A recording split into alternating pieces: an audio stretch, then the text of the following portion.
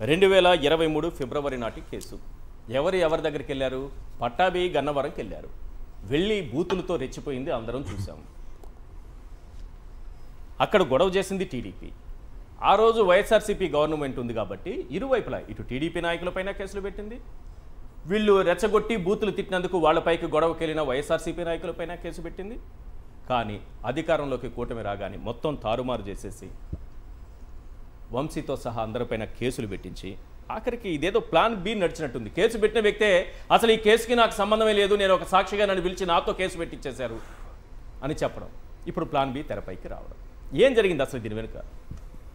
ముందుగా సాక్షి టీవీ ప్రేక్షకులకు నమస్కారం అండి, అలాగే ప్యానల్లో ఉన్న పెద్దలకి మీకు కూడా నమస్తే అండి.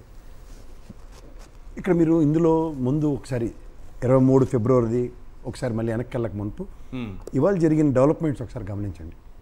వైఎస్ఆర్సీపీ శ్రేణులు ఎప్పుడైతే డీజీపీ గారు ఆఫీస్కి వెళ్ళారో, డీజీపీ గారు అక్కడ లేరు, అరగంట కూర్చోబెట్టి పంపించిన దానికి డీజీపీ గారు, ఇంటెలిజెన్స్ ఐజీ గారు ఇద్దరు గౌరవ చంద్రబాబు నాయుడు గారు ముఖ్యమంత్రి గారి దగ్గర కలిసి మీటింగ్ నడుస్తుంది.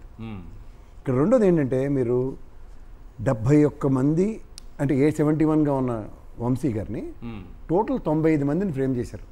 ఇది గత ప్రభుత్వంలో మీరు ఇప్పుడు చెప్పవలసిన మాట అంటే 23వ తారీఖు ఫిబ్రవరిలో జరిగినప్పుడు దగ్గర 44 మంది దగ్గర వైఎస్ఆర్సీపీ తెలుగుదేశం వాళ్ళని అందరి మీద కేసులు బుక్ చేసి లోపలికి వెళ్ళారు. అండ్ కొంతమందికి బెయిల్ వచ్చి బయటకు వచ్చిండ్రు. ఇక్కడ మీరు ఇవాళ మీరు పుచ్చకాయలు దొంగంటే భుజాలు తడుక్కోవడం అన్నదానికి ఉదాహరణ. ఇలా అరెస్ట్ విషయం అయ్యిందో లేదో పుంకాల ప్రెస్ మీట్లు ఇవాళ ఒకటే నుల్లి ఒకటే గుల్లి. ఎవరు? పట్టాభి గారు, వరలరామయ్య గారు, కొల్లు రవీంద్ర గారు, సోమిరెడ్డి గారు, యార్లగడ్డ వెంకట్రావు గారు, ఇంతమంది వచ్చేసారు. అరే ఒకరి తర్వాత నువ్వా నేనా పోటీలు పడి ఆ కుర్చీలాట ఉంటుంది అక్కడ. ఆల్రెడీ అక్కడ పెద్ద కుర్చీలాట ఉండేది. దేవినేని ఉమా గారితో సైతం మళ్ళీ జస్ట్ ఫామ్లోకి వచ్చారు ఆయన కూడా. వచ్చారా? మీరు పట్టాభి గారిని మీరు ఊరికే అన్ని సార్లు అనకండి సార్. ఎందుకు? అక్కడ ఎప్పుడైతే వంశీ గారు వైఎస్ఆర్సీపీలో వెనక బెంచ్లో కూర్చున్న కాడి నుంచి అక్కడ ఖర్చు వేసుకొని తిరుగుతుండేవాడు ఆయన, ఆ సీట్ నాదే అని. చాలా ప్రమాణ స్వీకారాల దాకా వెళ్ళిన ఉదంతాలు ఉన్నాయి ఆ రోజుల్లో. ఓకే, అంచేత మీరు అక్కడ ఆయన దాటుకొని వెళ్ళాలని ఆయన ఏదో చేశారని కూడా ఏం లేదు, అదంతా ప్లాన్ ఆఫ్ అక్కడి నుంచే ప్లాన్ బి ఎగ్జిక్యూషన్. బచ్చుల అర్జునుడికి నోట్లో అప్పుడే మెట్టుకొట్టారు. అప్పటి నుంచే కథన రంగంలో పట్టాభి గారు అక్కడే ఉన్నారు అప్పుడు.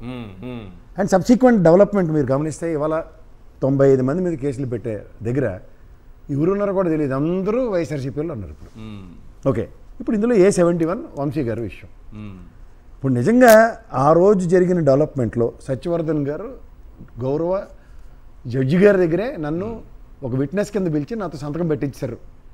ఆ సంతకం పరిణామం నేను కేసు అన్న దగ్గర ఇవాళ దాన్ని SC/ST కేసు కింద మరలిస్తూ వాళ్ళ అమ్మగారితో మళ్ళీ దాన్ని కౌంటర్ అఫిడవిట్ చేయించారు కేసు. ఇది రాత్రి జరిగిన డెవలప్మెంట్ సార్. అసలు కేసు పోయినట్టేనా? నాకు అర్థం కాని విషయం అంతే కదా. ఇప్పుడు సత్యవర్ధన్ అనే వ్యక్తి టీడీపీ ఆఫీస్ పైన దాడి చేశారు అంటూ పెట్టినటువంటి కేసు. అతనేం చెప్తున్నా, ఇప్పుడు అసలు ఏం పెట్టలేదు సార్, నాతో సాక్షి సంతకం పెట్టించుకుని నా పేరు మీద కేసు పెట్టేశారు వీళ్ళు అని జడ్జి ముందు చెప్పేశాడు కదా.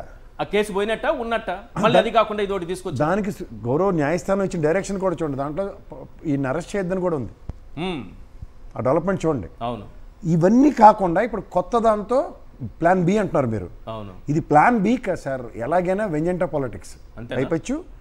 వీళ్ళు ఇప్పుడు పవన్ కళ్యాణ్ గారు కేబినెట్ మీటింగ్కి వెళ్ళలేదు, గుళ్ళు గోపురాలు అంపటి తిరుగుతున్నారు కేరళను, ఈ తమిళనాడు. ఇవి రాష్ట్రంలో ఎప్పుడైతే చర్చనీయాంశాలు అవుతున్నాయో, ఎందుకంటే ముఖ్యమంత్రి గారు ఫోన్ చేసినా రెస్పాండ్ అవ్వలేదు అన్న దగ్గర డైవర్టింగ్ పాలిటిక్స్కి ఎట్లాంటి స్ట్రాటజీ అప్ చేశారో చూడండి.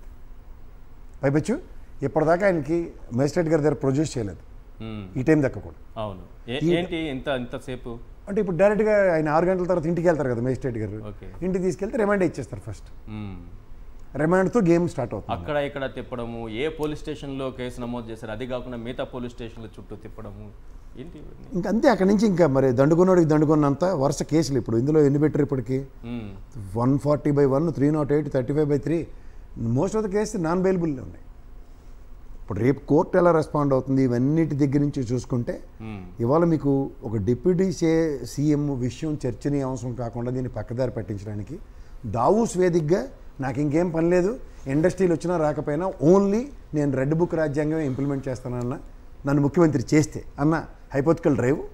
దీనికన్నా ముందు నిన్న గౌరవ ముఖ్యమంత్రి గారు ఇండస్ట్రియల్ గ్రోత్ ఎంత ఫినామినల్గా ఉండేది, ఎలా పడిపోయిందో దాని మీద సత్వర చర్యలు అన్నవి ఎక్కడైతే డిబేటబుల్ టాపిక్స్ అవుతాయో, ఎందుకంటే జిఎస్టీ వసూళ్లు కానీ జిఎస్డిపి కానీ జీడిపి కానీ పైపొచ్చి రైతు సమస్యలు ఇవి రాష్ట్రానికి ముప్పేట దాడిగా ఉన్నాయి. ఎందుకంటే కేంద్ర ప్రభుత్వం రిలీజ్ చేయవలసిన సోఫార్ ఈ ఖరీఫ్ రబీ సీజన్లకి వాళ్ళు విడతల వారీగా ఇచ్చిన తర్వాత కూడా రైతులకు ₹1 ఇవ్వలేదు ఈ ప్రభుత్వం. సో ఇవన్నీ ఎక్కడ చర్చిస్తారన్న దగ్గర అమ్మయ్య కొంతమంది ఎలక్షన్స్కి కష్టపడి పనిచేసిన వాళ్ళందరికీ ఇవాళ నిజంగా మాటకు చెప్పాలంటే వెంకట్రావు గారు ఆ రోజు వైఎస్ఆర్సీపీలో ఉండి కూడా ఆయన ఇవాళ వంశీ గారి దాడిని ఆ రోజు అన్నాళ్ళు ఆయన యాక్సెప్ట్ చేసి వాళ్ళ పార్టీ మారగానే ఆయన ప్రెస్ మీట్ సారాంశం చూస్తే నాకు ఏంద్రబాబు మీకు ఈ అసలు జరిగిన దాని మీద ఆ రోజు మీరు సమర్థించినోడైతే ఆ రోజు ఖండించాలి కదా సార్. అవును, నేను వెంకటరెడ్డి అలా డిబేట్లో 4-5 ఏదైనా చెప్పండి పార్టీ ఆఫీసుల మీద దాడి ఖండించవలసిన విషయం అని మాట్లాడుకున్నాం. అవును, కానీ ఇక్కడ అవుట్ ఆఫ్ ద బాక్స్ ఒక ఇండివిజువల్ క్యారెక్టర్ చుట్టూ దీన్ని అక్యుములేట్ చేద్దాం అన్నప్పుడు మీరు అదైతే టాప్ 10 సీడింగ్స్ ఇవ్వాలి కదా, అట్లీస్ట్ ఫస్ట్ సీడింగ్ ఇవ్వాలి కదా. ఇది వంశీ గారి ఆధ్వర్యంలో జరగాలని దగ్గర ఇప్పుడు మీరు కొత్తగా ఫ్యాబ్రికేట్ చేసిన దాంట్లో కూడా A71 ఏ ప్రాతిపదిక మీద మీరు ఇది గమనించండి. అప్పుడు ఉన్న ఎంతమంది ఉన్నారో దాంట్లో ఉన్న A71 ఇప్పుడున్న 95లో ఆయన్ని ఇచ్చేశారు అంటే the conspiracy theory is very clear. ఏమని అట్ ఎనీ కాస్ట్ ఇది ఆయన ఎవరంటే సత్యవర్ధన్ గారు వాళ్ళ అమ్మగారు ఇచ్చిన కేసు ప్రకారం ఈయన్ని ఆ కేసులో ఫిక్స్ చేద్దాం అన్న కాన్సెప్టే తప్ప ఇంకేమీ లేదు. ఇప్పుడు మీకు end of the day Vamsi గారు అనే వ్యక్తి పార్టీ ఆఫీస్ ఎరగొట్టారా లేదన్నది ఆ రోజున్న పోలీస్ వ్యవస్థ క్లియర్ కట్గా ఎస్టాబ్లిష్ చేసి ఆ రోజు దగ్గర 44 మందిని అరెస్ట్ నేపథ్యంలో ఎక్కడా కూడా ఈవెన్ ఇంక్లూడింగ్ తెలుగుదేశం వాళ్ళు కూడా అందులో అరెస్ట్ అయిన వాళ్ళు బీసీ నాయకులు చాలామంది ఉన్నారు అప్పుడు. కానీ వాళ్ళు ఎవరి నోటి వంపట కూడా ఇది వంశీ గారి ప్రేరణతో జరిగిందని కానీ ఎంత మాదన కాదని ఈ సత్యవర్ధన్ గారు happen to be an employee in that party office. ఎక్కడి నుంచి ఎక్కడికి లీడ్ అవుతున్నాయి సార్ అంటే వంశీ గారి విషయంలో కన్సర్న్ ఉన్న వాళ్ళు కన్సర్న్ చూపించడం కూడా తప్పు కింద చెప్తున్నారు. అంటే ప్రమేయం లేని వాళ్ళని ఎలాగైనా సరే ప్రమేయం ఉన్నట్టుగా చేస్తూ దాంట్లో గౌరవ న్యాయస్థానాల ప్రకారం వీళ్ళ ప్రకారం కూడా దాంట్లో ఎట్లా వజ్ర కవచాలు ఉన్నాయి అన్న దగ్గర ఆ కవచాన్ని ఛేదించడానికి ఇవాళ వీళ్ళు చేస్తున్న కీచక రాజకీయ పరమే ఈ విధంగా అరెస్టులు ఇవి తప్పవా? ఎంతమంది నాయకుల మీద పెడతారు, ఎంతమంది మాజీ ఎమ్మెల్యేలని మీరు ఇంకా సంతోషించండి సార్. ఇదే వేదికగా ఆ రోజు ఉమా గారు కీచి గొంతుకుతో ఇదే లోకేష్ గారు వీళ్ళందరూ చెప్పింది ఆయన కడ్రాయలతో చెదగొట్టుకుంటే తీసుకెళ్ళి అరెస్ట్ చేస్తున్నారు. ఇంకా సంతోషించండి. జీప్లో 4 గోట్లేసి తీసుకెళ్ళి లాప్టాప్ పెట్టారు. వాళ్ళు ఎంత దీనిగా ఉన్నారో చూసుకోండి ఒకసారి. ఆ రోజు మాట్లాడిన మాటలు మీరు మర్చిపోయారు. ఎలక్షన్ క్యాంపెయినింగ్ ముందున లోకేష్ గారు ఆల్మోస్ట్ విజయవాడలో ఆ గుంటూరు నుంచి వచ్చిన ర్యాలీ తర్వాత జరిగిన సభలో ఆ రోజు మాట్లాడిన మాటలు డెలిబరేషన్స్ ఒకసారి వినండి. దాని సారాంశమే ఈరోజు దాని తాత్పర్యం తాత్పర్యం ఏంటంటే వాళ్ళు రెడ్ బుక్ రాజ్యాంగం 8 నెలల బట్టి ఇంప్లిమెంట్ కాని దగ్గర చిన్న చితక వాళ్ళ దగ్గర 600 టీమును పెట్టి మెయింటైన్ చేస్తారు సార్. వాళ్ళనే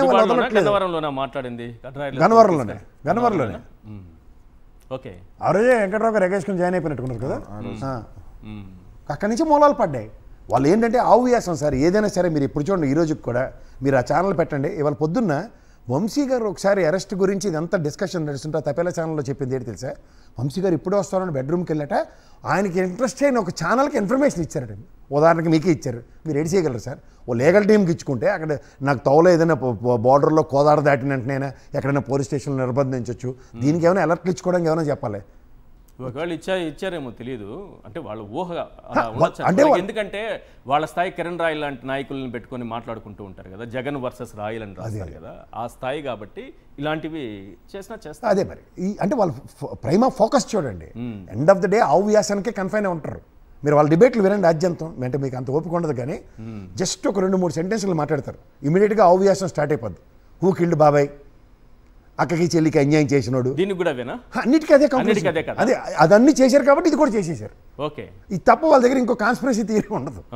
ఆవ్యాసమే ఆ ముసలోళ్ళందరినీ కూర్చోబెడతారు. వాళ్ళు ఇంకా మరి దీర్ఘ సుమంగళి బాబా డైలీ సీరియల్లో ఒక ఆడవేళ్ళు ఉన్నట్టే వాళ్ళు 1, 2, 3 అనగానే ఒక ఎక్కడి నుంచో ఇండికేషన్ వస్తుంది అనుకుంటాను. పొలో మంది ఆమె పడిపోతారు. అత్యంత క్రూరమైన పేజీ ఇది రెడ్ బుక్ రాజ్యాంగంలో. ఈ పేజీ చాలా క్రూరమైంది అని అంటున్నారు, ఎస్పెషల్లీ వంశీ అరెస్ట్కి సంబంధించి. వంశీ గారిది ఒకటి, నెక్స్ట్ నాని గారిది ఒకటి అత్యంత క్రూరమైన పేజీలు. రెడ్ బుక్లో రెడ్డింగ్తో మొత్తం లిఖితపూర్వకంగా రాసుకున్న పేజీలు అట్టవి. సో ఇవి ఇన్వెటబుల్ సిచ్యువేషన్స్. రైట్ వెంకటరెడ్డి, ఎప్పుడైతే అంటే లాస్ట్ సబ్మిషన్ వాళ్ళు సైలెంట్గా ఉన్నా తట్టుకోలేకపోతున్నారు. ఎప్పుడైతే ఈ సైలెన్స్ స్పేస్ అన్న దగ్గర వాళ్ళు తిరిగి దానికి రెసిప్రోకేటివ్ యాటిట్యూడ్లో గమ్మున ఉండి అయిపోయి అదే ఒరిజినల్ చంద్రబాబు నాయుడు గారు రాజకీయ చతురత అంటే అక్కడదక్కడ అయిపోయి నెక్స్ట్ ఈ 8 నెలల ఎగ్జిక్యూషన్లో ఉంటారు. కానీ 8 నెలల్లో కూడా వాళ్ళ పరిపాలన స్వావలంబన ఎలాగుందంటే వాళ్ళు ఇచ్చుకున్న ర్యాంకులే దానికి నిలువెత్తు నిదర్శనం. పవన్ కళ్యాణ్ గారు అలిగి గుళ్ళు గోపురాలంపటి తిరగడం, వీటన్నిటిలోంచి ప్రజలను డైవర్ట్ చేయాలంటే చూసారా మా అధికారం రాగానే అక్రమ అరెస్టులు, సోషల్ మీడియా కార్యకర్తల అరెస్టులు, మాజీ ఎంపీ అరెస్టు, మాజీ ఎమ్మెల్యే అరెస్టు, వైఎస్ఆర్సీపీ ముఖ్య నేత అరెస్టు, ఈ అరెస్టులే తప్ప చంద్రబాబు నాయుడు గారు సృష్టించిన సంపద సృష్టిపైన మనం గొప్పగా మన రాష్ట్రం ఈరోజు దేశంలో నెంబర్ 1 పొజిషన్లో ఉందని, లేకపోతే ప్రపంచంలో టాప్ పొజిషన్లో ఉందని, ఏఐతో మనం ప్రపంచాన్ని దాటి విశ్వంలోకి వెళ్ళిపోయామని ఈ చర్చ లేదా? చెప్పుకోవడమే కానీ ఈ చర్చ లేదా? మనం ఇంకా ఏం సంపద సృష్టించలేదా? లేదా సార్? సంపద సృష్టించబడింది, ఏఐ టెక్నాలజీ కూడా ఆంధ్రప్రదేశ్లో ఉంది. మీరు కిరణ్ రాయలే చెప్పాడు కదా, ఏ టెక్నాలజీతో ఎంత పెద్ద ఉధృతం చేశారని. ఏ టెక్నాలజీతో అమ్మాయిని అమ్మ నాన్న ఆటాడారు, ఇవన్నీ చెప్పుకుంటూ వస్తాం. మళ్ళీ వాళ్ళ బ్రదర్ అని కూడా అన్నారు, తమ్ముడు కూడా కావచ్చేమో, అలాగే ఉంటాడు కూడా అన్నారు. రెండోది ఇంకా అదే చెప్తున్నాను, ఏ టెక్నాలజీ ఒకటి. రెండోది ఏంటంటే సంపద ఆల్రెడీ సృష్టించారు. ట్రోప్ ఛార్జీలతో 17,500 కోట్లు నెత్తికి బారారు. ఇప్పుడు రిజిస్ట్రేషన్ ఛార్జీలు అమరావతిలో తప్ప మిగిలినంతా. అమరావతి ఎంత సింపుల్, మొన్నటిదాకా ఒక బకరాగా ఉన్నాడు, ఏదో కొన్నాడు, ఆడి డబ్బులు చేతిలో ఆడట్లేదు. ఇప్పుడు కొత్తగా సంపద సృష్టిలో కొత్త బకరాగాన్ని తీసుకొచ్చి ఆడితో కొనిపిస్తారు. మళ్ళీ 5 ఏళ్ళు కొదాగా సీదేలో ఎదురు చూడడమే, అంతకన్నా ఇంకేం ఉండదు. అంటే సంపద పర్ఫెక్ట్గా సృష్టించబడింది.